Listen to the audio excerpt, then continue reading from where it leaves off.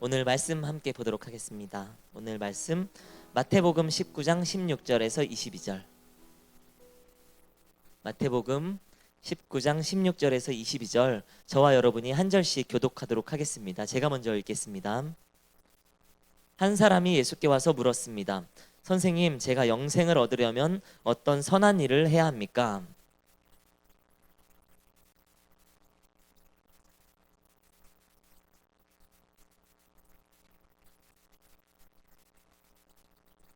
그 사람이 예수께 물었습니다. 어떤 계명을 말씀하십니까? 예수께서 대답하셨습니다. 살인하지 말라, 간음하지 말라, 도둑질하지 말라, 거짓 증언하지 말라.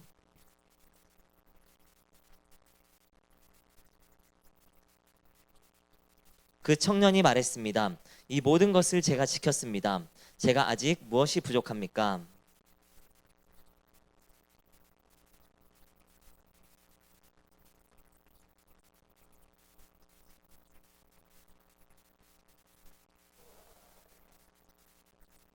제가 읽겠습니다. 그러나 그 청년은 이 말을 듣고 슬픔에 잠겨 돌아갔습니다. 그는 굉장한 부자였기 때문입니다. 이 본문 말씀 가지고 이서진 목사님 나오셔서 설교 말씀 전해주시겠습니다. 할렐루야. 오늘 예배 가운데 나오신 여러분 주님의 이름으로 환영합니다. 이제 11월, 12월 특별히 대학부에서 올라온 지체분들이 계실 텐데요. 대학부에서 올라오는 지체들, 중등부에서 고등부 갈 때도 그렇고요, 고등부에서 대학부 갈 때도 그렇고요, 대학부에서 청년부 갈 때도 쉽지 않고 이렇게 안개처럼 지내는 지체들이 많은 거 다 알고 있습니다.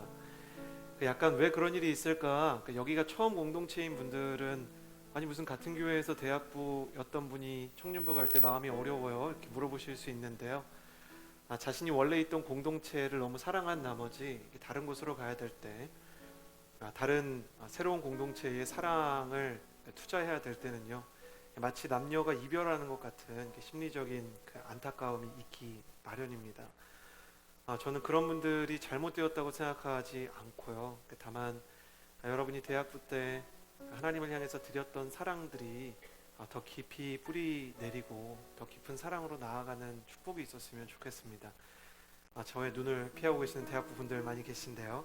안개로 지내는 우리 대학부 학생들, 지체들 이제 청년부로 이제 올라올 준비를 하고 계신데 와주셔서 감사합니다. 또 하나님께서 더 큰 은혜 주시길 바랍니다. 우리 그런 마음으로 청년부 지체들이 사랑의 박수를 좀 보내주시겠어요? 감사합니다. CH 플러스 예배는요, 매주 주일 저녁 5시 반 해화역 4번 출구 그 아트센터 2층에 있는 한성 아트센터 2층에 있는 이룸에서 예배하고 있습니다. 함께 오셔서 귀한 은혜 나누는 시간이 되었으면 좋겠습니다. 크리스마스가 다가오는 12월에 성탄을 기대하면서요, 2000년 전 신과 함께 일상을 보냈던 사람들의 이야기를 통해 은혜를 나누었으면 좋겠다 생각합니다. 2000년이 지난 신과 함께 했던 사람들의 이야기이지만요, 오늘 이곳 서울에서 또 영상을 통해서 예배하는 모든 곳에서 하나님의 은혜가 흘러넘치는 시간이 되었으면 좋겠다 생각합니다. 주제가 신과 함께니까요, 옆 사람에게 이렇게 인사해 주시겠어요? 하나님이 당신과 함께 하십니다. 하나님이 당신과 함께 하십니다. 가슴에 손을 얹고요, 저를 따라 스스로를 축복했으면 좋겠습니다. 모니터를 약간 줄여주셔도 될 것 같아요. 피드백이 있어서. 가슴에 손을 얹고 저를 따라 주시겠어요? 하나님은 나를 사랑하십니다. 그 사랑이 나를 포기하지 않으십니다. 이 시간 주님 앞에 내 마음을 엽니다. 나는 절대로 이전과 같지 않을 것입니다. 아멘.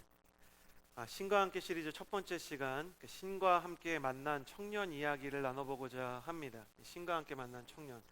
여러분, 청년의 시간에 대한 리포트를 좀 조사해 본 적 있으신가요? 대한민국의 수도 서울을 기반으로 살아가는 청년들에 대한 이런저런 시간에 대한 조사를 찾아보았습니다. 조선일보 트렌드 모니터, 중앙대학교 통계청, 카이스트, 수많은 곳에서 조사를 해 놓았더라고요. 그래서 20, 30대 청년들이 살아가는 시간을 한번 분석해 보았는데요. 20대와 30대 학생인 사람은 공부를 하는데 얼마나 시간을 쓰십니까? 그러니까 과제를 하고 공부하는데 얼마나 시간 쓰세요? 직장인인 사람에게는 일하는데 시간 얼마나 쓰십니까? OECD에서 통계를 내보니까요, 한 주에 학교를 다니는 사람이 학업에 투자하는, 그리고 직장을 다니는 사람이 직업에 투자하는 시간은 9시간 26분입니다. 2017년 통계이고요. 감사하게도 세계 1위에서 드디어 세계 2위가 되었습니다. 노동시간 제일 많이 하는 나라는요, 드디어 우리를 턱밑까지 쫓아오던 과로사회 멕시코가 1등을 탈환하셨고요. 저희가 OECD 국가 100개가 넘는 국가 중에서요, 저희가 세계 2위가 되었습니다. 식사 시간과요, 그 차를 마시는데 쓰는 시간은요 1시간 51분이라고 합니다. 이렇게 보면 식사하는데 시간 되게 많이 쓰는 것 같은데, 실제 순수 식사에 쓰는 시간은 하루에 총 평균 51분 정도고요. 직장인은 그 중에서 점심 식사를 하는데 18분에서 21분 사이를 통계에 따라 쓴다고 합니다. 나머지 시간은 차를 마시거나 디저트를 먹는 데 쓰는데요. 시간에 대한 통계는 아니지만 흥미로웠던 통계는요, 서울에서 직장 생활을 하는 20대와 30대 청년들이 한 주에 마시는 커피의 양은요 평균 12잔이라고 합니다. 하루에 2잔씩 커피를 드시는 거예요. 믹스든 원두든 2잔씩 드시는 거예요.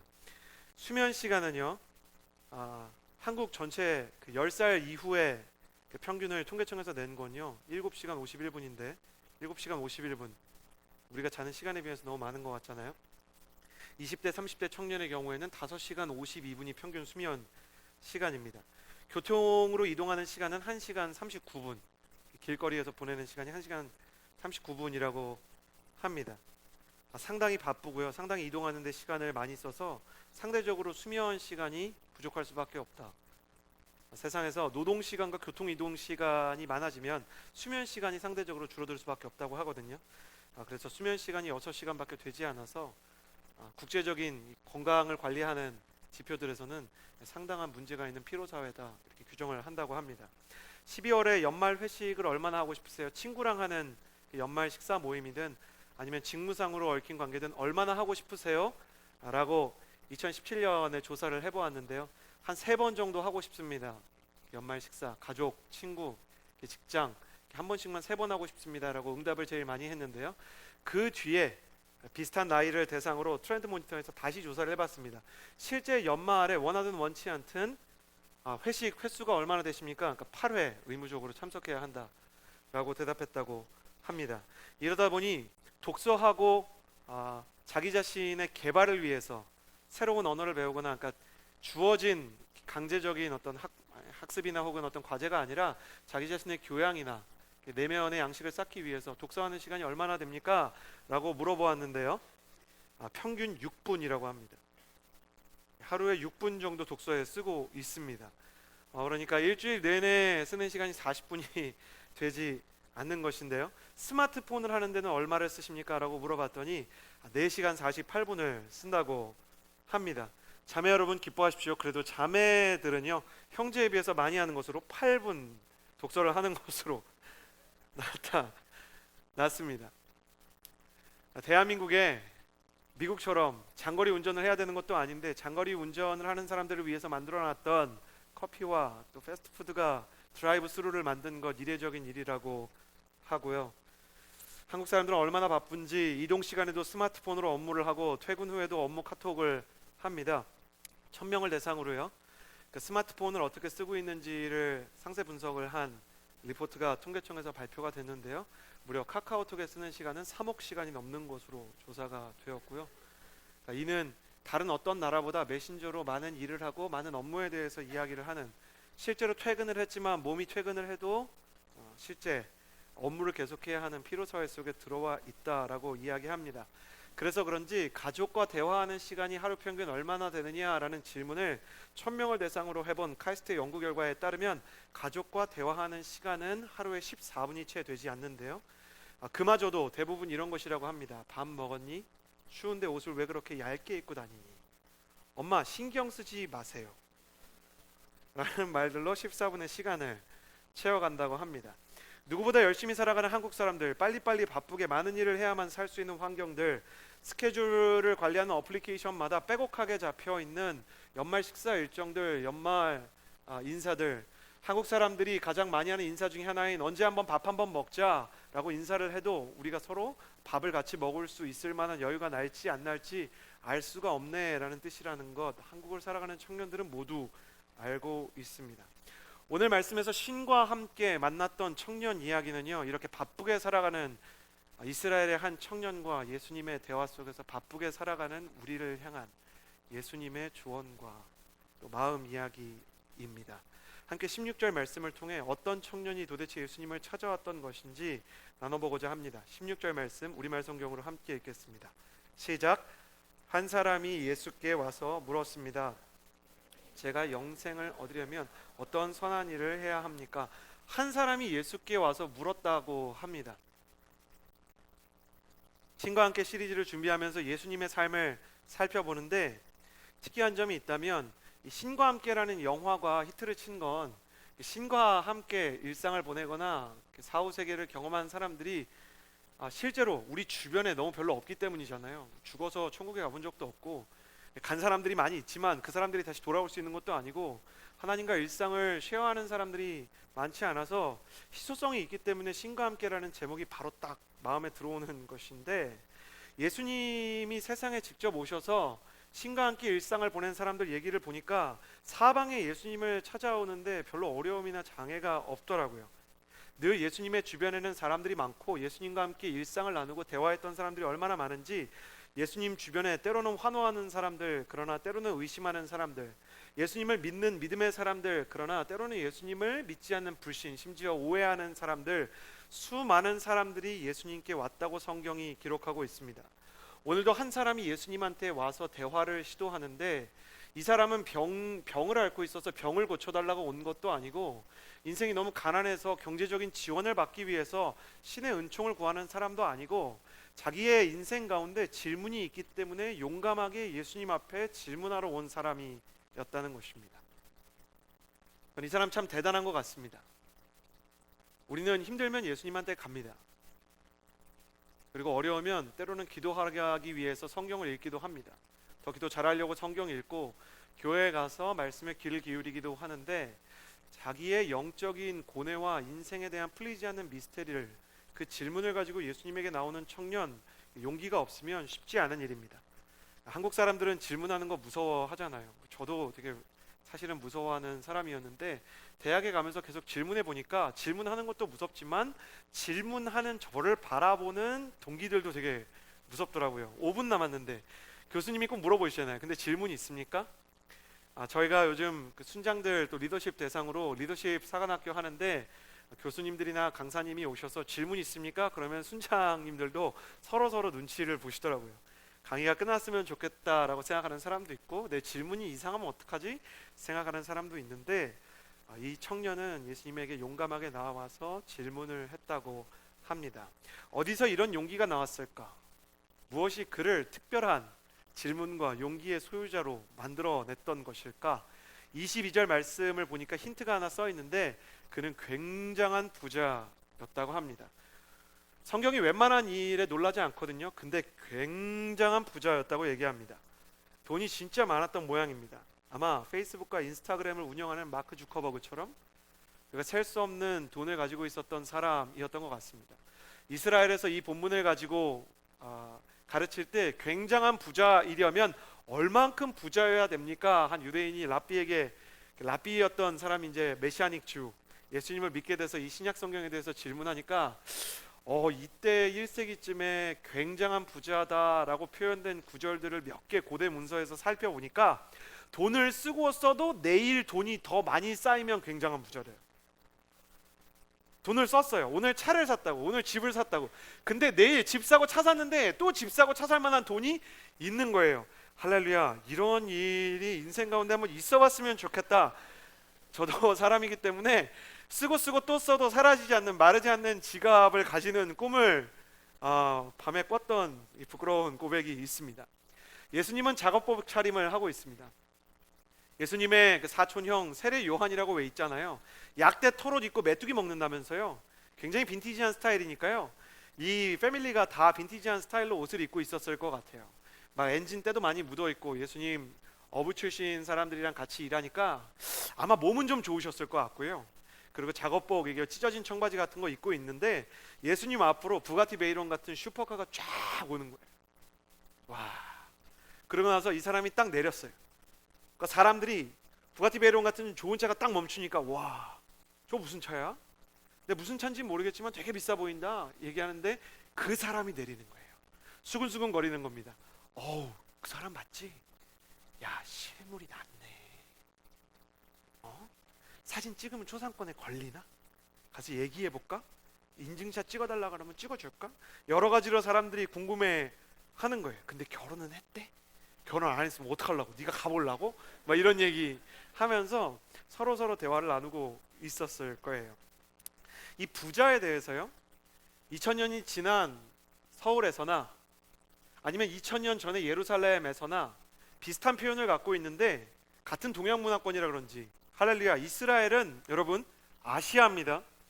유럽으로 자꾸 축구 같은 조에 배정이 되는데 유럽이 억지로 우기는 거고요. 이스라엘은 오리엔트에 가깝습니다. 그러니까 같은 아시아 문화권이라 그런지 2000년 전 이스라엘과 지금 한국이 동일한 표현을 갖고 있는데 부자에 대해 부자를 잘 사는 사람이라고 불러요. 부자는 잘 사는 사람.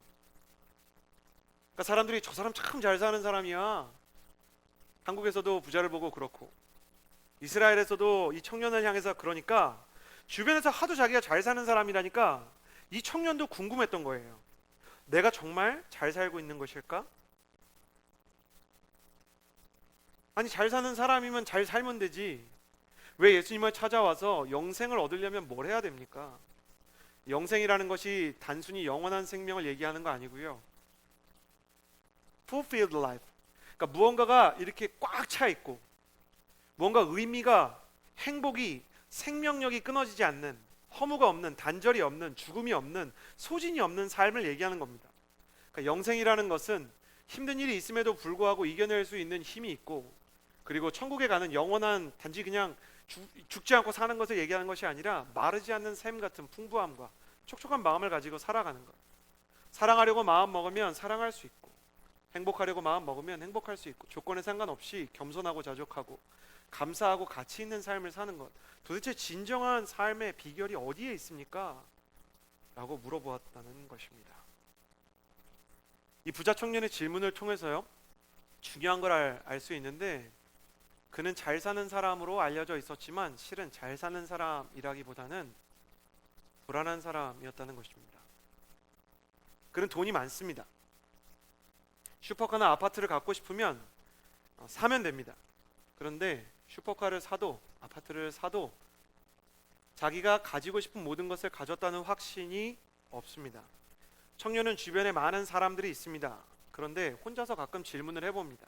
나에게 돈이 없다면 나에게 허락된 이 많은 재화와 나의 사업에 계속되는 성공들이 언젠가 멎어버린다면 사람들이 그때도 내 곁에 있어 줄까? 불안하고 외롭습니다. 교회에 가면 주변에서 청년들을 다 압니다. 그런데 사람들이 나를 알아주는 것처럼 하나님도 나에 대해서 알아주실까라는 불안이 있습니다. 주변에서 사람들이 야, 너처럼 잘 살면 고민이 없겠다 라고 말해서 사람들에게 기분 나빠 보일까봐 어디 가서 고민이 있다고 말도 못합니다. 여러분 온누리교회에 그 CEO들끼리 이렇게 대화하는 자리를 만든 적이 있는데 제가 거기 청년 때 스텝으로 간 적이 있거든요. 저 굉장히 기분이 나빴습니다. 좋겠다. CEO들끼리 만나가지고 밥도 먹고 얘기도 하고 나는 앞으로 CEO 될 일이 없는데 저 사람들은 저렇게 CEO끼리 얘기하니까 되게 행복하고 즐겁겠다.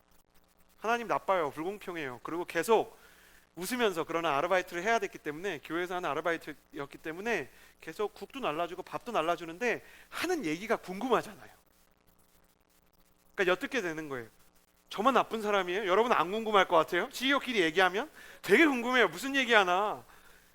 근데 들어봤는데 이분들이 너무너무 불안한 거예요. 와, 직원들 월급 줘야 되는데 회사 사정이 어려운데 이걸 다 얘기할 수도 없고 사장님은 어디까지 얘기하세요? 와, 나도 그거 고민인데 이거 뭐 목사님이 사업을 안 해보셨으니까 목사님들한테 물어보기도 그렇고 그렇다고 직원들한테 우리 회사가 곧 망할지도 모릅니다라고 말하기도 그렇고 어디까지 말해야 될지 모르겠어요. 아유, 저는 직원들이랑 그래도 믿을 만한 직원이 있어서 얘기하는데 저희 아내한테는 진짜 얘기 못 하겠어요. 아내가 여보 우리 애들 영어를 좀 더 가르치고 싶은데 우리 애들 학원 좀 더 보내고 싶은데 얘기하는데 여보 그 학원 보내면 안 돼 지금 우리 도산 위기야 라고 말하면 우리 아내 성격에 너무너무 근심이 많아질까 봐. 그리고 솔직히 이렇게 얘기하면 좀 그렇지만 제가 빵 터진 게 있었습니다. 내가 그 얘기하면 갑자기 금식기도 하자 그럴까 봐 나는 얘기 못 하겠어요. 막 그러는데 너무 많은 어려움들이 있는 거예요. 그 중에 제가 저 사람 정말 안 됐다. 지우끼리 조찬을 하는 거예요. 아침 식사를 하는 거예요. 교회 안에서. 뭐였는데 저는 사장님 사실 암이 있어요. 근데 가족한테도 지금 직원들한테도 말을 못해요. 이게 안 고쳐질 것 같은데 최선을 다해서 내가 떠난 뒤에도 이 회사가 굴러가게 하기 위해서 애쓰는 중이에요. 회사가 뭐길래? 그런데 그걸 뭐라고 하겠습니까? 자기의 인생을, 자신의 청춘을, 자신의 에너지를 다 갖다 부었는데 이게 흔들리면 자기 인생에 남는 게 없으니까 불안한 사람들의 마음. 이 부자 청년에게도 그런 마음이 있는 것입니다. 어디 가서 불안하다고 말하면, 어디 가서 힘들다고 말하면 당신이 뭐가 힘드냐? 라고 말할 것 같으니까 말도 할 수 없고 예수님을 찾아와서 예수님은 알아주실 것 같으니까 얘기하는 겁니다. 선생님, 제가 영생을 얻으려면, 내가 좀 행복하게 살려면, 내가 불안하지 않으려면, 내가 스케줄이 빼곡히 차 있는데 진짜 가치 있는 삶을 산다는 확신이 없고, 내가 많은 사람들과 시간을 보내는데 진짜 행복하다는 생각이 없고, 제가 일은 진짜 많이 하는데 이게 다 무언가 된다는 느낌이 없습니다. 그렇다고 제가 범죄를 저지른 것도 아니고 남을 해친 것도 아니고 교회 생활도 열심히 하고 있는데 자꾸만 뭔가가 빠진 것 같은 생각이 듭니다. 근데 누가 이해해 줄 것 같지 않으니까 나는 예수님한테 이거를 카운셀링 받고 싶습니다. 그러니까 예수님이 이 청년을 이렇게 쳐다보시고 대답을 해주십니다. 여기서 중요한 건 뭐냐면 여기 사람들도 있었지만 제자들도 있었고 제자들이 이걸 기억해 준 거예요. 저는 여기서 굉장히 큰 위로를 받습니다. 좀 사이드 테이블에 있는 이야기일 수 있지만 제자들도 부자랑 예수님이 하는 얘기가 너무너무 궁금했던 거예요. 그러니까 나만 그런 건 아니다라는 그 위안. 그 제자들이 정말 저 사람 부자인데 부자는 도대체 무슨 말을 할까? 그러고 들어봤다는 거. 저는 그때 저가 생각나갖고 너무너무 이렇게 부끄럽기도 하고 나도 그랬는데 베드로 당신도 그랬구나. 역시 베드로 비슷한 사람이구나. 이렇게 생각하면서 뭐에 위로를 받냐면 그런 희한한 열등감, 그런 삐뚤어진 호기심도 하나님 앞에서 선하게 쓰임받을 수 있는 성경을 기록하는 동력으로 하나님께서 바꿔주셨다는 겁니다. 자, 제자들의 삐뚤어진 관심, 그리고 불안한 청년, 그리고 그 모습을 지켜보는 예수님. 어떤 대화가 계속 전개가 될까요? 17절의 말씀을 같이 한번 읽어보았으면 좋겠습니다. 17절 같이 읽겠습니다. 시작. 예수께서 대답하셨습니다.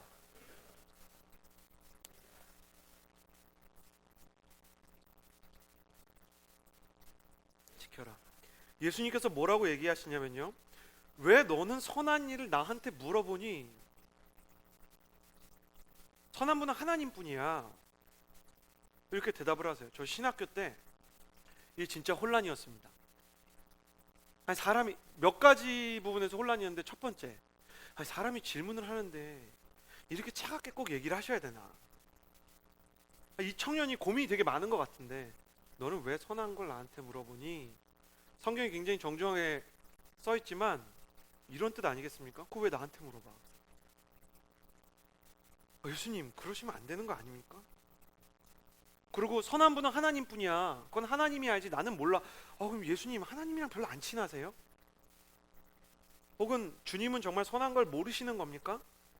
그런데 이 말씀을 파고 들어가서 이 말씀의 전반적인 맥락 속에서 이 부자 청년에게 예수님이 하고 싶은 이야기가 무엇일까 생각해 보니까요, 예수님은 이 희한한 쿨하고 시크한 대화의 서두를 통해서요, 청년의 마음 속에서 오해를 드러내세요.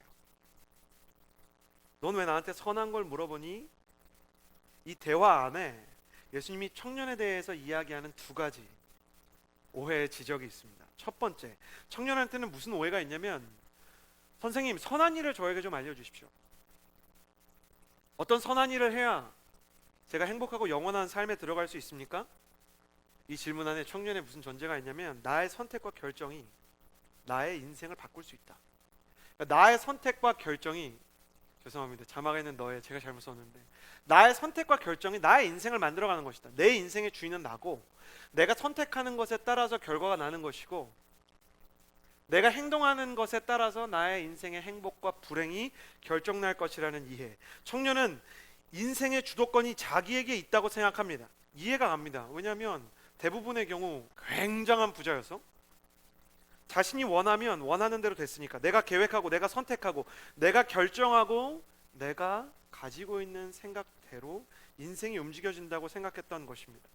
문화인류학자 김정훈 씨의 이야기를 제가 지금 두 번째 인용하게 되는데, 인류가 달력이라는 것을 개발하게 되는 그 심리적인 동기를 보면 사람이 어제에 대해서는 파악이 가능한데 내일에 대해서는 파악이 안 되는 거예요. 사람이 가장 두려워하는 것은 근본적으로 시간의 흐름이에요. 시간은 어제로부터 오늘을 지나서 그냥 내일로 가는 거거든요. 근데 문제는 내일 뭐가 있을지 알 수가 없어요. 그래서 사람들이 그 불안을 이기지 못하기 때문에 시계와 시간에 대한, 달력에 대한 발명을 하는 거죠. 임의로 24시간을 나누고 365일 나누고 한 달은 32일이라고 나누어서 뭘 하냐면, 내일 3시에 만나, 다음 주 월요일 5시에 우리 만나서 그 얘기 다시 하자, 이렇게 얘기해서 내 인생이 다음 주 월요일 5시가 되면 회의를 하고 있을 것이라는 안심의 도구를 갖게 되는 거예요. 내가 계획했기 때문에 내 인생이 그렇게 이루어질 것이고, 다음 주에는, 다음 달에는 이런 일들이 이루어질 수 있을 것이라는 내일에 대한 불안감으로부터 도피할 수 있는 공간을 만들어내는 것이 바로 달력과 플래너입니다. 플래너가 빽빽한 사람일수록 그는 자기 인생에 대한 불안과 염려가 많은 사람이라는 통계는 결코 우연이 아닙니다. 공부에 대한 부담이 많은 사람일수록 공부에 대한 시간표를 예쁘고 화려하게 꾸미는 거 알고 계십니까? 그러니까 시험 공부를 아직 시작한 건 아닌데 동그라미를 그려놓고 형광펜과 막 거기에 라이언 그리고 막 복숭아 그리고 막 그러면서 걔네들과 함께하는 것 같은 그 공부 시간표를 열심히 만드는 대학생들의 심리. 그냥 공부를 하면 되는데 공부를 하는 것보다는 공부에 대한 스케줄을 짜는 것으로 마치 공부를 한 것 같은 만족을 얻고 싶은 사람의 마음이 있는 것이죠. 여러분은 어떻습니까? 빡빡한 플래너를 보면서 가치 있는 인생, 꽉 차 있는 인생, 바쁘다는 이야기 속에서 나의 인생이 무언가를 끊임없이 생산해내는 인생이라는 착각 속에 안심하고 있지는 않습니까? 그러나 실제로는 날씨 때문에나 감기 하나에도 우리가 세워놓은 계획 하나가 작은 변수에 흔들리는 것을 보게 됩니다. 이 부자 청년이 예수님에게 와서 무슨 일을 해야 내가 영생을 얻을 수 있습니까? 라고 질문합니다. 바꿔서 얘기하면 어떤 일을 하면 내가 행복할 수 있을 것 같다고 생각하는 겁니다. 내가 선택하고 내가 결정하면, 내가 계획하면 그것이 이루어져서 좋은 결과를 맺을 것이라고 생각합니다. 그러나 애초에 자기 인생이 자기 마음대로 됐다면 이 사람이 불안했겠습니까? 부자인데, 굉장한 부자인데 자기 인생이 자기 예상대로 흘러갔다면 정말 이 사람이 예수님을 찾아왔겠습니까? 이 부자 청년의 마음은 둘로 나누어져 있습니다. 한편으로는 우리처럼 계획하고 안심합니다. 그런데 다른 한편으로는 계획하고 불안합니다. 계획하고 안심하기도 하고 불안하기도 하는 사람, 부자이거나 아니거나 우리 모두 같은 길을 걷고 있습니다. 플래너는 빡빡한데 정말 맞는 삶인지 모르겠고, 바쁘게 살아가는데 정말 내 인생이 어떤 방향을 향해 나아가고 있는 것인지 확신이 없는 것. 예수님은 그에게 이렇게 되묻고 계시는 겁니다. 정말 너는 너의 인생을 디자인할 수 있다고 생각하니? 인생을 디자인하고 내일을 만들어갈 수 있는 힘이 사람에게 있다고 생각하는 거니? 내가 생각할 때 사람이 마음으로 자기 길을 계획할지라도 그 걸음을 인도하는 건 하나님이고, 사람이 자기 인생의 안정감을 얻기 위한 선택을 하기 위해 필요한 지혜도 사람에게 있는 게 아니라 하나님에게 있는 것 같은데, 너는 너한테 그런 게 있는 것 같니? 이 자리에서 하나님에게 모든 지혜와 또 인생의 선택의 탁월함이, 또 내일에 대한 계획이 하나님 손에 있다고 이야기하면 교회를 오랫동안 다니시지 않은 분들은 좀 불편할 수도 있겠습니다. 그러나 하나님에 대한 인정과 인식 이전에 우리는 사실 인간이 자기 인생을 완벽히 통제할 수 없다는 것을 이미 알고 있습니다. 그렇기 때문에 인생은 불안하고 굉장한 부자이거나 많은 학식을 가지고 있어도 내일을 예측할 수가 없는 것입니다. 청년이 가지고 있는 두 번째 오해는 나는 선한 길을 알면 선한 일을 할 수 있다는 오해입니다. 내가 선한 길을 알기만 하면 그 선한 일을 할 수 있다는 오해입니다. 청년은 예수님에게 선한 일이 무엇인지 알려달라고만 이야기합니다. 그리고 어떻게 선한 일을 할 수 있습니까를 묻지 않습니다. 그냥 선한 일을 알려주십시오. 내가 그러면 선한 일을 해서 영생을 얻을 수 있다면 난 선한 일 할게요. 이렇게 얘기합니다. 이 청년이 굉장한 부자인데요, 여기서 나오는 부자라는 표현은요, 굉장히 질투나게도 굉장히 불편하게도 이 사람 참 타고난 재능이 많은 것 같아요. 자수성가한 사람을 의미합니다. 내가 아까 괜히 주커버그 얘기한 게 아니고요, 부모님이 부자이거나 명문세도에서 태어난 게 아니고 이 사람이 자기가 사업을 벌였는데 진짜 써도 마르지 않을 만큼 사업이 성공을 했다는 겁니다. 그러니까 자기 생각에는 저는 결단이 빠른 사람입니다. 망설이는 시간은 좀 있지만 제가 확신만 할 수 있으면 전 달려갈 수 있는 사람입니다. 하나님이 원하시는 선한 일을 알려주시면 전 그 선한 일을 할 준비가 되어 있습니다. 저는 보통 사람이랑 노력의 수준이 다릅니다. 보통 사람은 노력하는데 저는 노력할 수 있는 사람입니다.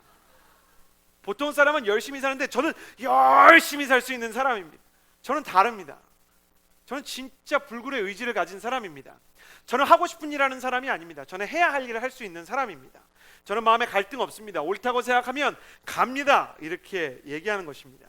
제가 여기까지 그냥 올라왔겠습니까? 예수님, 저 페이스북 창업자예요. 저 인스타그램 인수했어요. 저 아시잖아요.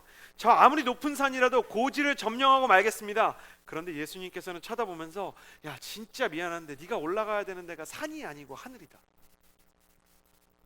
사람이 산은 걸어서 올라갈 수 있는데 2000년 전 예루살렘에 안타깝게도 아직 비행기가 없었던 탓에 네가 네 힘으로 정말 하늘을 날 수 있다고 생각하니? 너 진짜 하나님이 인정하시는 수준의 선과 사랑이 있으면 네가 할 수 있다고 생각하는 거니? 선하신 분은 오직 하나님뿐이야 라고 말하는 것은 사람이 자기가 옳다고 생각하는 것이 있어도 그 기준을 다 지키는 것이 여간 어려운 일이 아니란다.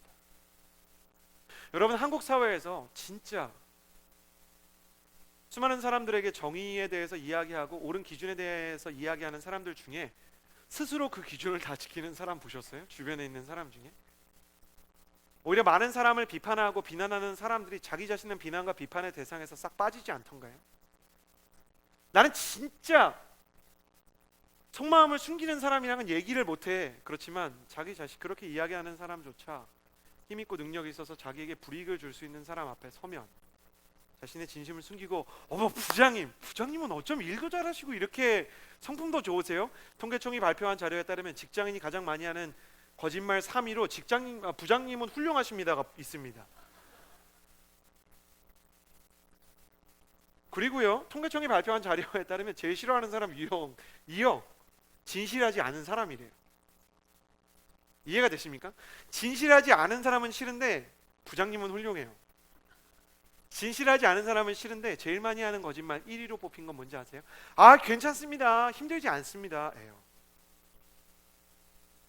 우리는 진실해야 된다고 이야기하지만 내가 배신당할까 봐 두려워하는 것일 뿐 내가 진실하지 않은 사람이라는 것을 알고 있습니다.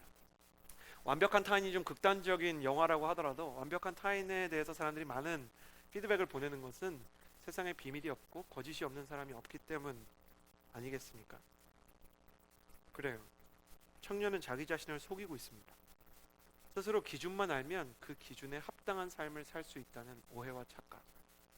마치 자기 자신이 하나님의 선함의 기준에 넉넉히 통과할 수 있는 불굴의 의지의 소유자인 것처럼 스스로를 평가하는 것입니다. 그래서 예수님께서는 그에게 왜 그런 걸 나에게 묻니?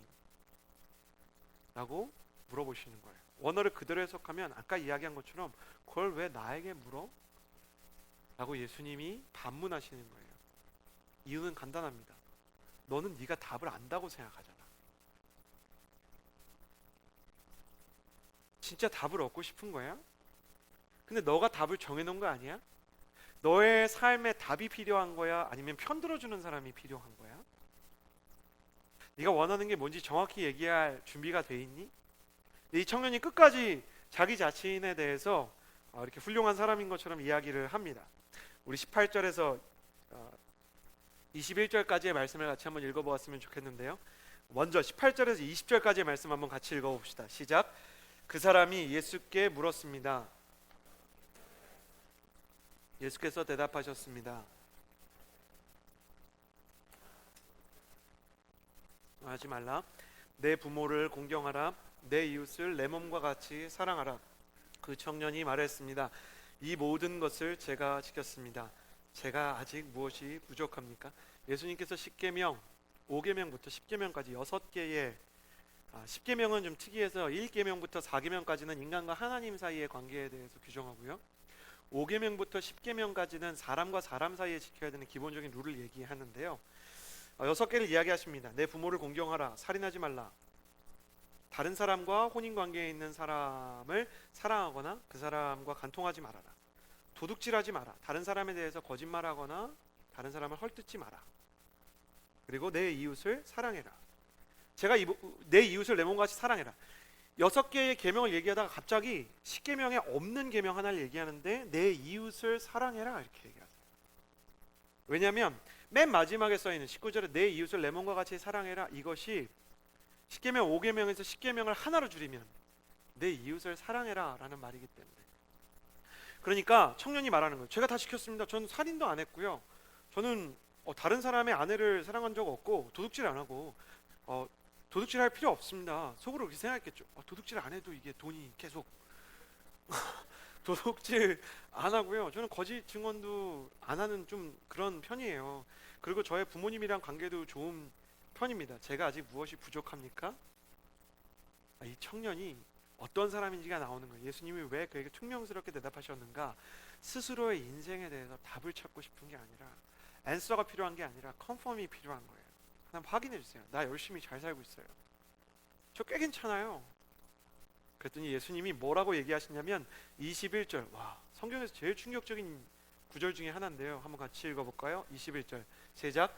예수께서 대답하셨습니다. 만일 내가 완전해지고자 한다면 가서 내 재산을 팔아 그 돈을 가난한 사람에게 주어라.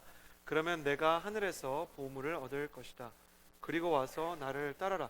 여기는 내 재산이라고 되어 있는데 동일한 사건을 기록하고 있는 다른 보험서에 따르면 전 재산을 팔라고 얘기하십니다. 아까 얘기한 거 기억나시죠? 오늘 슈퍼카를 사도 내일 다시 살 수 있는 그 돈을 다 갖다 팔아봐. 그리고 가난한 사람한테 우리 한번 나눠줘 볼까? 이렇게 얘기하십니다. 그러니까 이 청년이 이 얘기를 듣고 너무너무 충격을 받는 거예요. 네? 천국 들어가려면 진짜 다 팔아야 돼요? 근데 예수님이 이게 대화가 축약되어 있는 거니까 좀 상상력을 발휘해서 얘기해 보면 저는 이 청년이 진짜 깜짝 놀랐을 것 같아요. 전부, 그러니까 전부 다 100%다 팔아야 돼. 진짜 이걸 다 팔아야 천국 가요? 근데 예수님이 우리 같이 한번 전부 다 팔아볼까? 내가 다행히 신의 아들이라 얼마가 있는지 정확히 알아.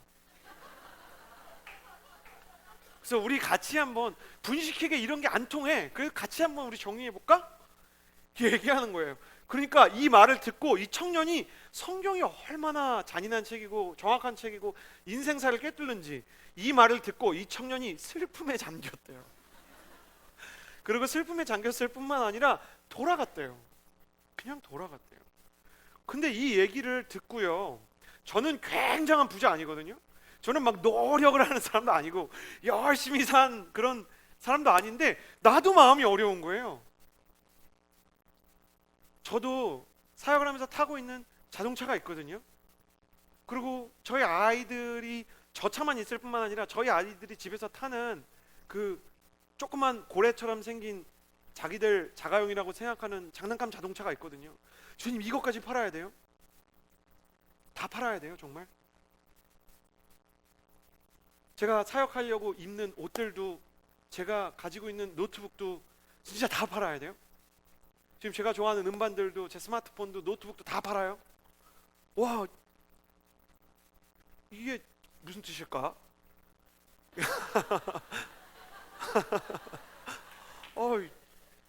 어렵잖아요. 이게 부자 청년만 어려워요, 여러분? 이게 주님 무섭다니까요. 모두에게 같은 기준을 내면 진짜 어려워지는 거예요. 아니 11조도 어려울 때가 있는데 전부 성경을 살펴봅니다. 여러분, 예수님 믿으면 진짜 전 재산 다 팔아야 되는 거 맞습니까? 그래서 가난한 사람 주면 천국 가는 겁니까? 그러면 전 재산을 팔아가지고 가난한 사람을 도와주면 그게 면죄부가 돼서 어떤 삶이든 용서를 받는 겁니까? 부자는 천국에 갈 수 없습니까? 그럼 부자의 기준은 어디서부터입니까? 근데 성경을 살펴보니까요, 그렇지가 않아요. 베드로가 배와 그물과 자기 품꾼들을 내려놓고 예수님 쫓아왔다 그래요. 여기서 품꾼은 두 자릿수 그 사람을 얘기해요. 그러니까 1명부터 9명까지의 사람이 아니고 최소한 10명 이상의, 그러니까 이분이 중소기업 사장님이신 거예요. 이 배라는 것 자체가요, 153마리의 고기를 싣고 그물이 찢어지지 않고, 이런 여러 가지 상황들을 보았을 때 학자들이 2010년대를 기준으로 봤을 때 최소한 베드로가 자기 수중에 20억 이상을 갖고 있었을 걸로 봐요. 예수님이 그런 사람을 부르셨어요. 물론 베드로는 배와 그물을 버려두고 예수님을 쫓았죠. 근데 예수님이 베드로한테 그럼 페어하게 얘기하셔야죠. 예수님한테도, 베드로한테도 그렇게 말씀하셔야죠. 배와 그물은 놓고 와야 돼. 근데 그게 아니고 베드로가 놓고 왔어요. 근데 베드로가 놓고 왔다 그러잖아요. 재밌는 건 예수님 못 박히고 3년 뒤에 다시 갔는데 그게 거기에 있는 걸로 봐서 대리인을 통해서 자신의 사업을 계속하고 있었던 것으로 추정이 돼요. 그러니까 예수님 따라갔는데, 베드로라는 사람이 그래요, 여러분. 그러니까 내가 예수님 쫓아올 건데 부사장님 이거 이러면 안 돼요? 그러니까 내가 경영자에서 내려온 거지, 나 아직 주준 거예요 이러고 간 거예요. 예? 전문 경영인을 둔 거지 이 사람 대주주 그만둔 게 아니라니까요. 그럼 삭개오는 자발적으로 자기 재산의 절반을 팔았지만 예수님 팔라고 했냐? 그게 아니에요. 심지어 부자였던 니고데모한테는 아예 돈에 대해서는 얘기도 안 하세요.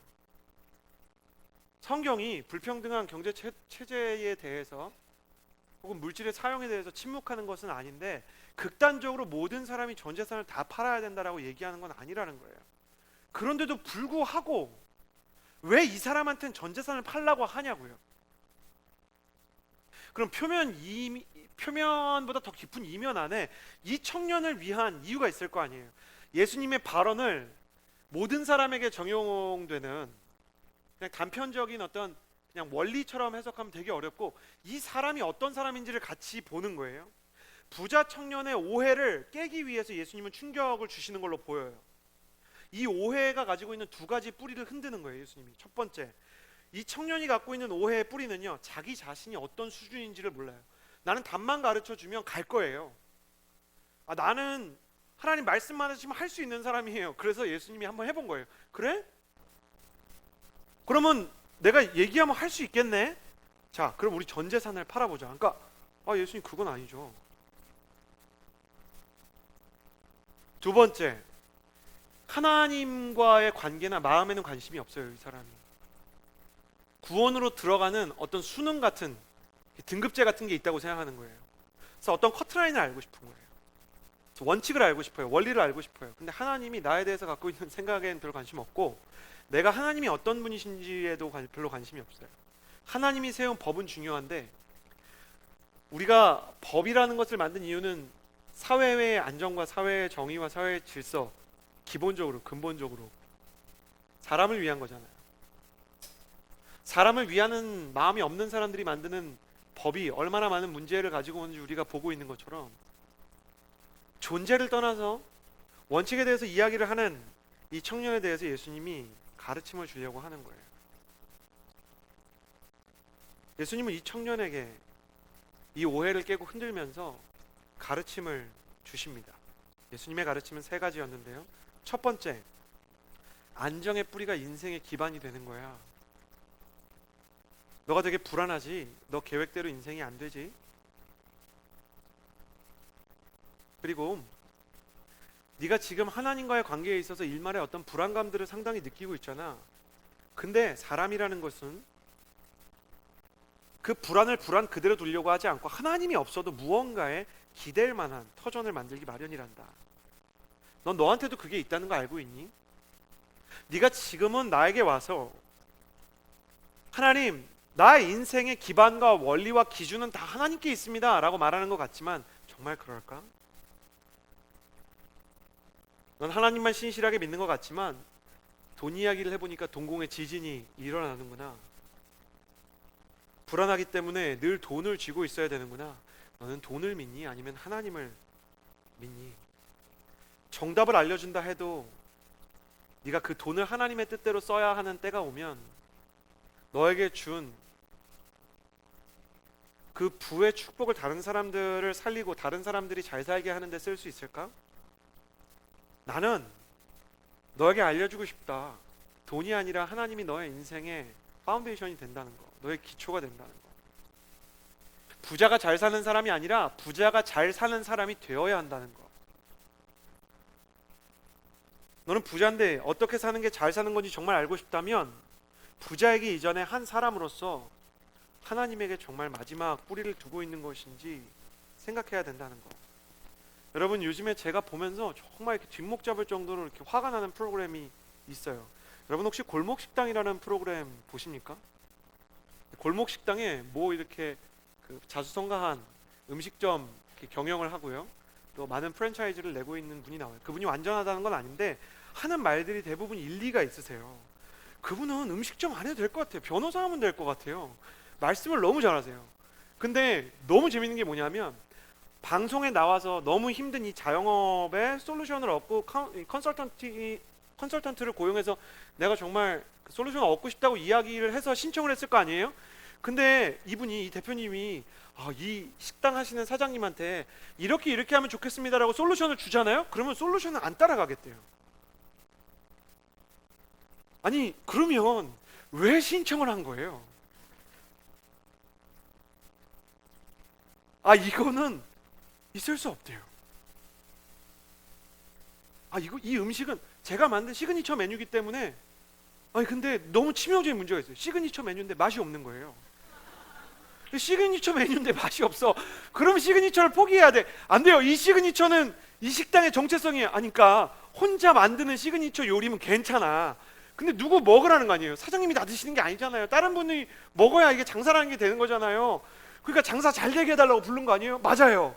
장사 잘 돼야 되죠? 예. 장사 잘 돼야 되죠? 예. 아니, 그런데 이거를 안 한다 그러면 내가 여기 왜 있어? 막 이런 얘기를 하는 거예요.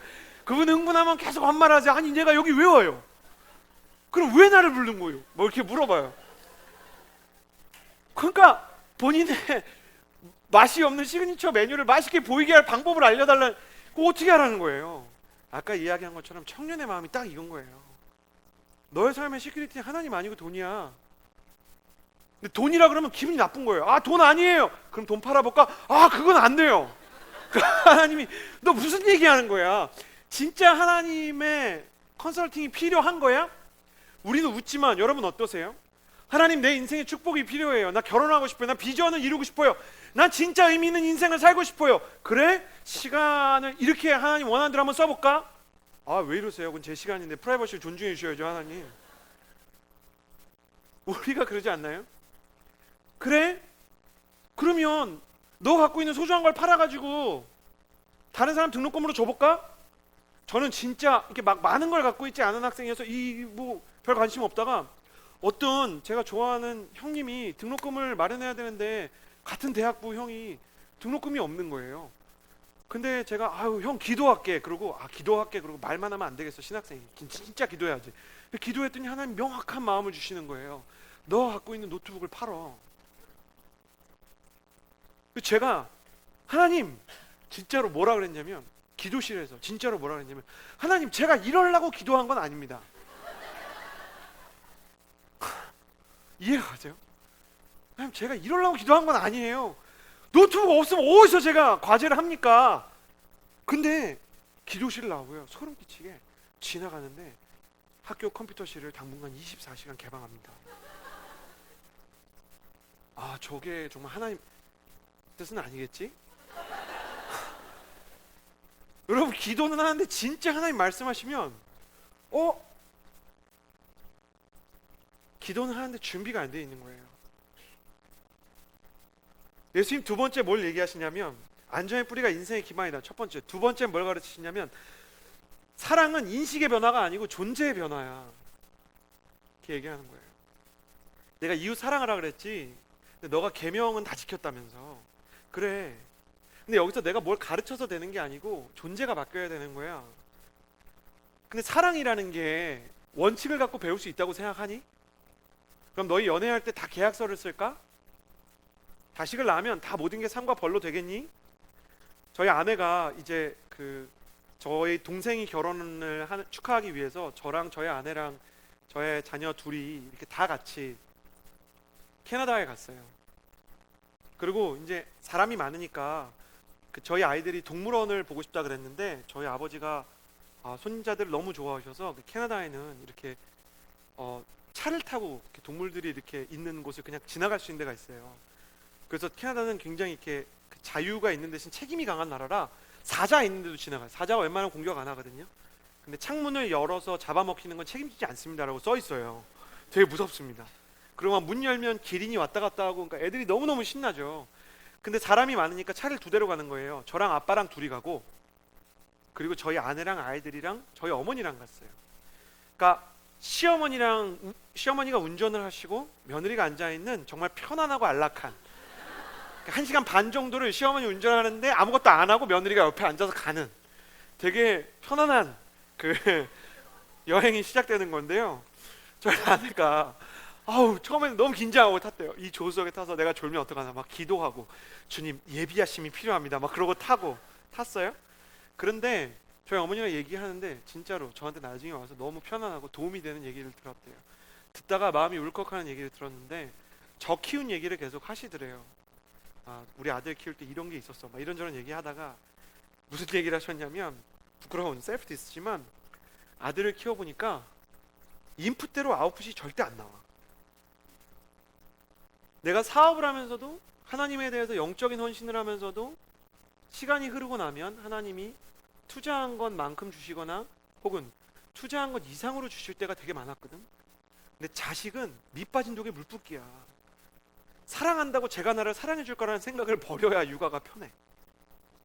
가르치는데 아무리 가르쳐도 멍청할 거라고 생각하는 게 편해. 하나님에 대해 알려주는데 믿음이 안 생길 거라고 생각하는 게 좋아. 그렇게 자녀를 키우는 거야. 특히 사춘기가 오면 네가 투자한 걸 아무것도 얻지 못할 거야. 그러니까 아내가 그 얘기를 듣는데 이게 저희 아이들이 보통이 아니거든요. 그러니까 어머니 사실은 벌써부터 그래요 그러면서 막 이렇게 시어머니한테 내적인 치유를 받기 시작하는 거예요. 근데 저희 어머니가 아내에게 그런 말씀을 해주셨대요. 그래, 근데 사랑이 그런 거지. 효율 따지고 결과 따지면 어떻게 사랑을 하겠어. 마더 테레사는 사랑해도 오해를 받고 섬김을 해도 비난받을 수 있다고 이야기합니다. 나의 헌신과 섬김과 사랑에 대해서 사람들은 응원을 하는 게 아니라 평가를 한다고 말합니다. 끊임없이 섬김과 헌신과 사랑에 대한 평가를 받는데 중간중간 부하가 치밀어 오르고 너무너무 화가 났던 건 평가하는 사람 대부분이 자신의 사랑에 정말 10분의 1도 따라오지 않는다는 생각이 든다는 것이죠. 자기가 그렇게 힘들고 오해를 받아서 그만하고 싶을 때가 많았다고 이야기를 하자 프랑스의 한 언론사에서 그런데도 불구하고 테레사 수녀님 그 일을 어떻게 계속 하십니까? 라고 질문을 건넸습니다. 그러자 그런 게 사랑이죠 뭐 라고 대답했다는 이야기, 마음에 오래 남습니다. 사랑은 끝내 헌신이고 헌신이라는 것은 결국 낭비 아니겠습니까? 낭비가 없는 사랑이 어떻게 사랑일 수 있겠습니까? 사랑의 낭비란 사랑의 행동으로 그냥 결단하고 갈 수 있는 것이 아니라 언제나 사랑하는 마음으로만 가능한 것입니다. 그러니 예수님께서는 너 사랑할 준비가 진짜 되어 있다고 생각하니? 만약 이날 부자가요 예수님한테, 예수님 솔직하게 얘기할게요, 나 못 팔겠어요, 나 이거 처음 못 하겠어요, 이제 알겠어요, 내가 솔직히 이거 팔 준비가 안 돼 있어요. 그랬으면 예수님이 너 팔아야만 따라올 수 있어 라고 말씀하셨을까? 예수님 그런 분이 아닙니다. 어떤 조건을 갖춰야만 너 여기에 올 수 있다, 예수님이 그런 식으로 얘기하는 건 그 사람이 그런 등급을 알려달라고 해서입니다.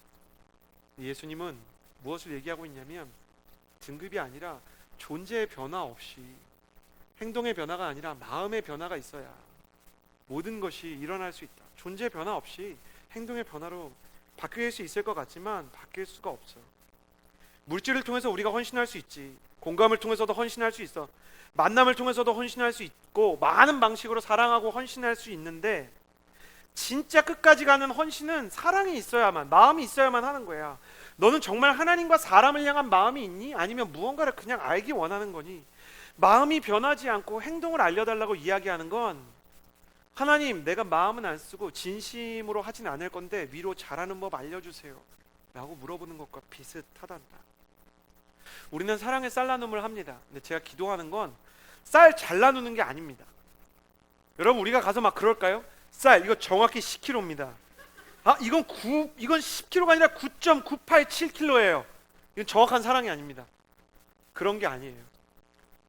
저희가 은평구에 가서 구산동에서 수식 가구의 어른들을 섬기게 되겠지만, 저는 여러분에게 쌀 날래는 사람이 부족해서 여기에 지금 초청하고 있는 게 아닙니다. 애초에 우리가 한 10명이면 옮길 수 있지 않을까.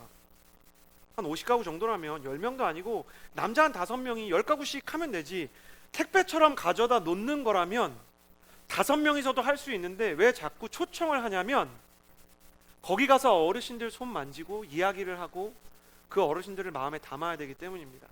목사님, 그런 일회성 사역이 무슨 소용이 있나요?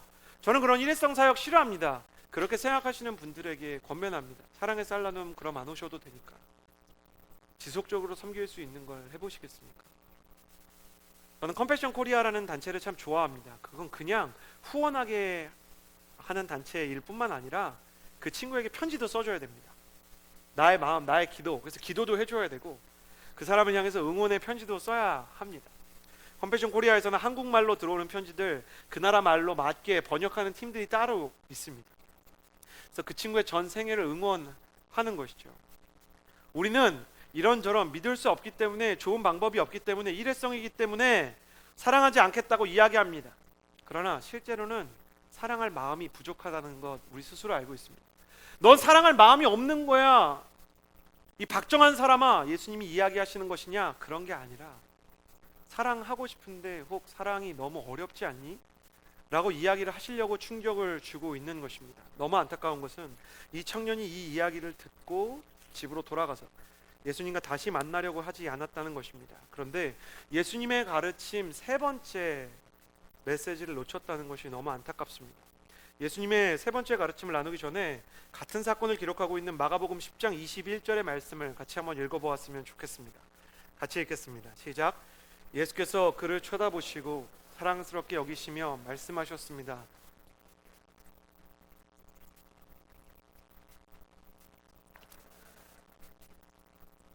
이라면 하늘에서 보물을 얻게 될 것이다. 그리고 와서 나를 따라라.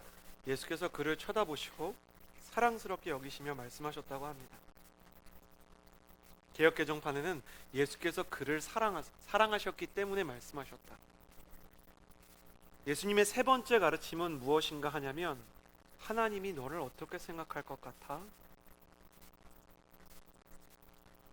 부자 청년은 딱 벽 앞에 부딪혀 버렸습니다. 돈 얘기 나오니까 표정이 싹 굳어버리는 겁니다. 어디 돈뿐이겠습니까? 어떤 사람한테는 시간 내는 것이 가장 어렵습니다. 어떤 사람은 물질 내는 건 되게 쉽게 냅니다.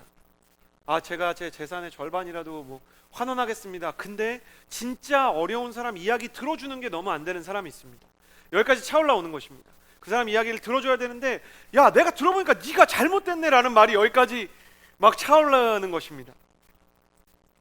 저와 같은 남자들 중에 공감 자체가 너무 안 되는 사람들이 있습니다. 저도 그런 사람입니다. 저도 연애할 때 그런 실수 많이 했습니다. 자기야, 내가 진짜 이상해. 이번 순장님은 진짜 이상하다니까. 이렇게 얘기하면, 순장님이 이상하구나. 이 꾸나꾸나 대화법이라고 하지 않습니까? 이상하구나, 힘들었구나, 이렇게 얘기해야 되는데, 제가 이렇게 듣고 있다 그러는 겁니다. 내가 보니까 너한테도 문제가 있어. 예수님께서는 너를 위해서 십자가도 지셨어. 그 사람이 아무리 미친다 한들 원수도 사랑하라, 막 이런 이야기 하면서 헤어질 뻔한 몇 번의 위기를 넘겨서 결혼을 하면서 인생을 살펴보니까 공감하는 게 엄청 힘들어요. 들어주는 게 엄청 힘들어요. 그리고 사람들이랑 마음 나누는 거 어떤 때는 정말 어렵습니다. 얘가 왜 이럴까? 나중에는 막 아내에게 별말 다 했습니다. 당신은 군대를 안 갔다 와서 모르는 거야.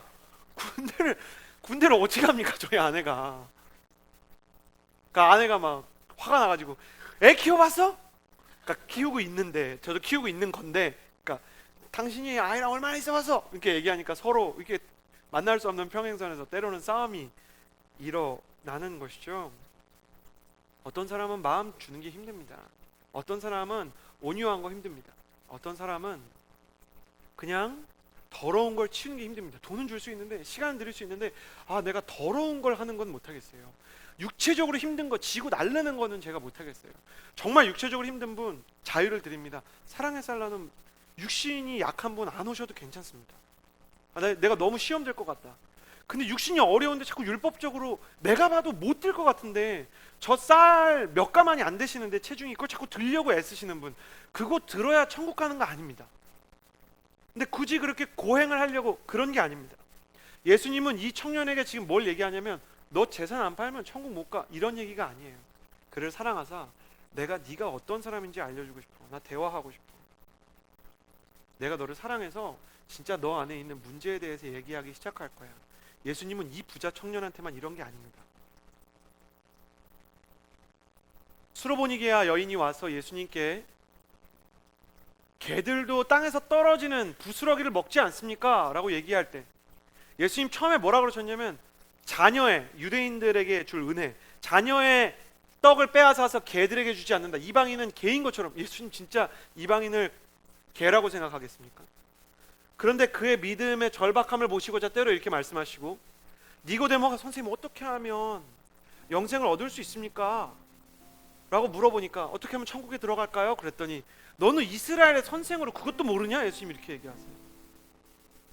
근데 니고데모와 그 여인, 그리고 이 부자 청년에게는 차이가 있는데, 예수님이 때로는 자존심을 허물어뜨리시고 충격을 주시고 시험을 주실 때 제가 어떻게 해야 될까요? 한 번 더 묻지 않았다는 것입니다.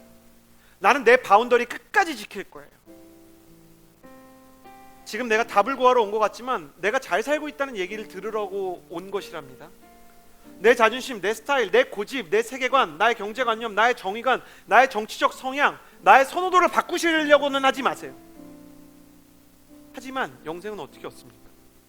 라고 물어보니까 이 울타리를 부셔야 되는 건데, 하나님이 들어오실 수 있어야 되는 건데, 하나님이 너를 사랑하는 것에 대해서 그렇게 담벼락을 쌓고 성을 쌓아놓고 사랑을 주려고 하는 주님을 실은 그렇게 두려워하고 원칙을 지키지 않고 원리를 지키지 않으면 천국에 절대 못 들어가게 하는 법관처럼 생각하는 너가 하나님에 대해서 이해할 수 있을까? 하나님이 진짜 너를 사랑하셔. 돈이 없어지면 사람들이 너한테 등 돌릴 거야.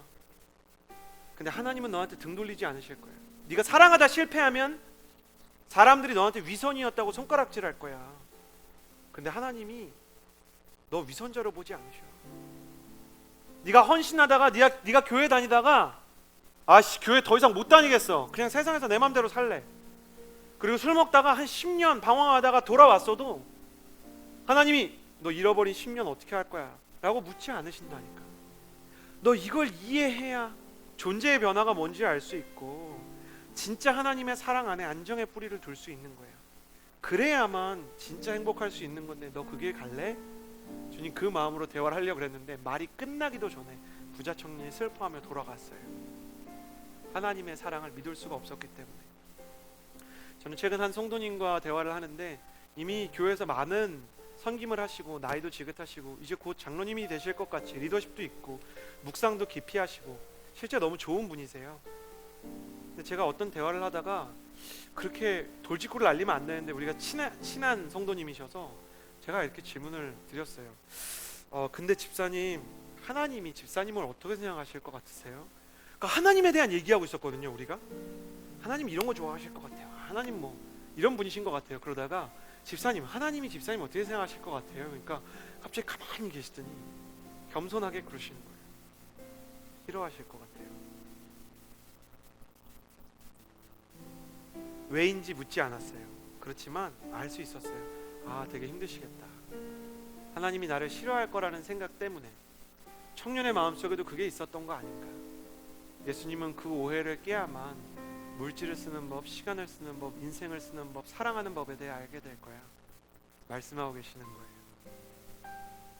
여러분, 사랑을 배우십시오. 그러면 사랑만 배우는 것이 아니라 물질을 쓰는 법에 대해 배우게 될 것입니다. 사랑 많이 받으십시오. 그러면 사람의 이야기를 듣는 법을 언젠가 알게 되는 날이 분명 올 것입니다.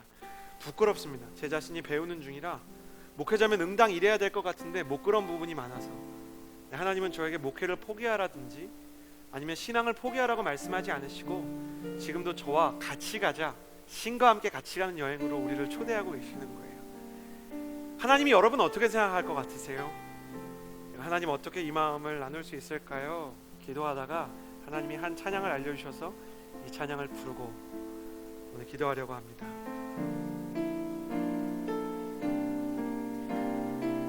하나님은 너를 만드신 분, 하나님은 너를 만드신 분, 너를 가장 많이 알고 계시며 하나님은 너를 만드신 분, 너를 가장 깊이 이해하신단다. 하나님은 너를 지키시는 분, 하나님은 너를 지키시는 분, 너를 절대 포기하지 않으며 하나님은 너를 지키시는 분, 너를 쉬지 않고 지켜보신단다. 그의 생각 셀 수 없고 그의 자비 무궁하며 그의 성실 날마다 새롭고 그의 사랑 끝이 없단다. 하나님은 너를 원하시는 분, 하나님은 너를 원하시는 분, 이 세상 그 무엇 그 누구보다 하나님은 너를 원하시는 분, 너와 같이 있고 싶어 하신단다. 하나님은 너를 인도하는 분, 하나님은 너를 인도하는 분, 광야에서도 폭풍 중에도 하나님은 너를 인도하는 분, 푸른 초장으로 인도하신단다. 그의 생각 셀 수 없고 그의 자비 무궁하며 그의 성실 날마다 새롭고 그의 사랑 끝이 없다. 그의 생각 셀 수 없고 그의 생각 셀 수 없고 그의 자비 무궁하며 그의 성실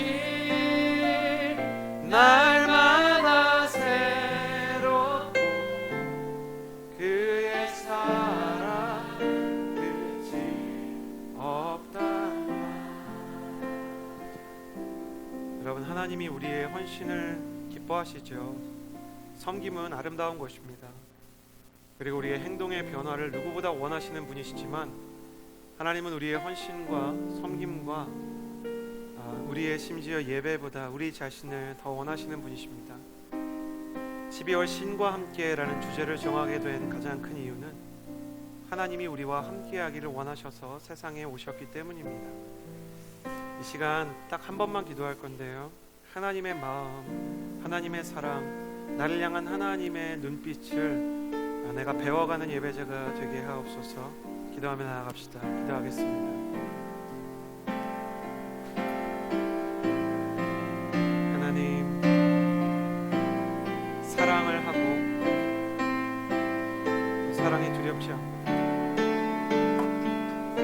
내가 사랑받는 존재요 아버지의 품 안에 있는 존재라는 사실에 대해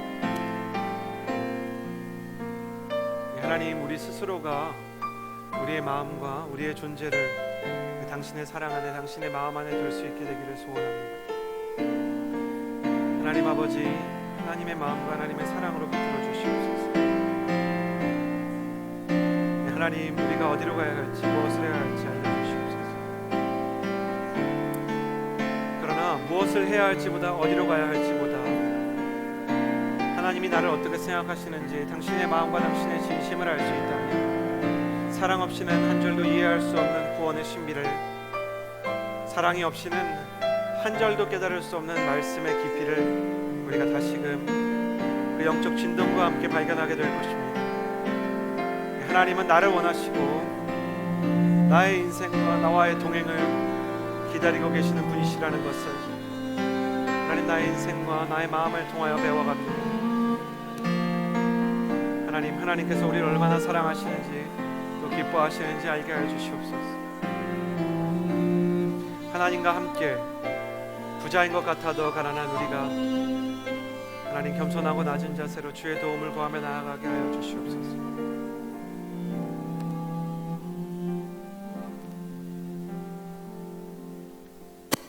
주님께서 우리 마음 가운데 물어보시는 거예요. 정말 부족한 한 가지, 너가 정말 알지 못하는 한 가지가 뭐냐면, 부자 청년아, 네가 부자이기 때문도 율법을 지켜서도 아니라 그 돈으로, 그 성공으로, 그 열심으로, 그 선함으로 도저히 오를 수 없는 하늘에 하나님께서 오를 수 있게 나를 사다리처럼 보내셨다는 것, 그것이 바로 하나님의 사랑이고 그것이 바로 너를 향한 하나님의 마음이다라는 거예요. 너는 지금 이 이야기의 흐름을 알지 못하는구나. 너를 향한 하나님의 사랑을 온전히 담아내기 위해 하나님께서 나를 보내신 것도,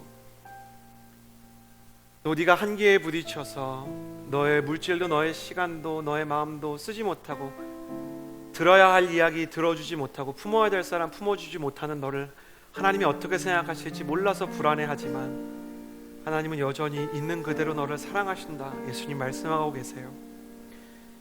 우리는 방향키를 잃어버린 배처럼 이리로 저리로 표류하고 있지만 하나님은 우리 인생을 사랑하시고 인도하실 계획을 가지고 계십니다. 때로는 돈을 잃을 것입니다. 때로는 건강이 내 마음대로 되지 않을 것이고, 때로는 나는 관계를 지키는 것만큼은 잘할 수 있다고 생각했지만 배신과 오해와 상처를 받게 되고, 또 더 아픈 일, 내가 상처를 주기도 하고 내가 오해하는 자신을 발견하기도 할 것입니다. 그래도 우리가 다시 일어날 수 있는 것은 주님께서 우리를 사랑하기 때문인 줄을 믿습니다. 주님, 우리를 이끌어 주시고 인도해 주시고 신과 함께하는 삶이 어떤 것인지 우리를 그 사랑 안에 초청해 주십시오. 그 사랑 안에 거하는 12월이 될 것을 믿으며, 이제는 우리 구주 예수 그리스도의 은혜와 하나님의 사랑과 성령의 교통하심이 주님과 함께 살아가기를 원하는 주의 모든 자녀들 머리 위에, 선교사님들 위에 하나님께서 늘 함께 해주시기를 원하오며 이제로부터 영원토록 함께 있을지어다. 아멘.